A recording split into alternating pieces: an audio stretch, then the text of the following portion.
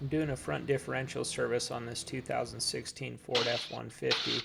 To do that, I'm going to remove the skid plate with a 1/2 inch or 13mm socket, and then clean up some of the road grime with some brake parts cleaner before removing the fill plug with a 3/8 ratchet.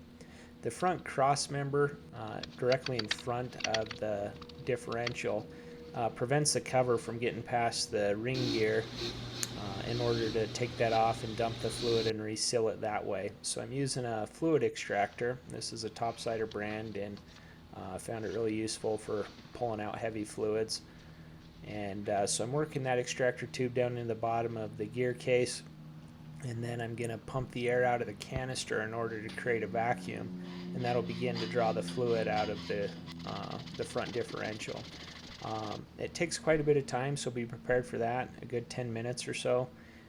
You can see the vacuum is sort of flattened out the tubing, but not to the point that it's stopped flow altogether. And then you basically just wait. You start seeing bubbles, you know you're getting close. I'll start hearing fluid sucking. So then I begin working the extractor tube in and out a little bit to make sure it's getting all the fluid out. And then I pull that out completely, and then I'm going to dump the canister out and measure the amount of fluid I got out, so that I have some level of confidence that I got most, if not all, of the fluid out of the front differential. It calls for 75 W85 synthetic gear oil. If I wasn't doing this for other people to watch, I probably would have used 7590 synthetic gear lube, because it's more locally available and cheaper.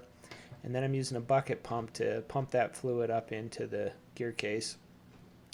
And it calls for 1.75 quarts, or the bottom of the fill hole, is what Ford says. So checking it there, still a little low. I'm adding a little bit of fluid into my bucket pump, and then adding some more.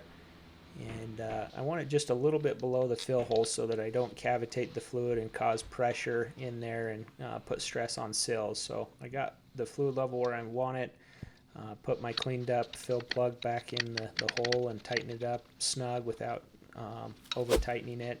Then I'm going to clean the area with some brake clean, and then I'm going to knock the mud and dirt off my skid plate while I'm at it. Put that back on, and that pretty much concludes the service. I hope you found this useful if you attempt to do it on your own, and that you'll like and subscribe. Thanks for watching.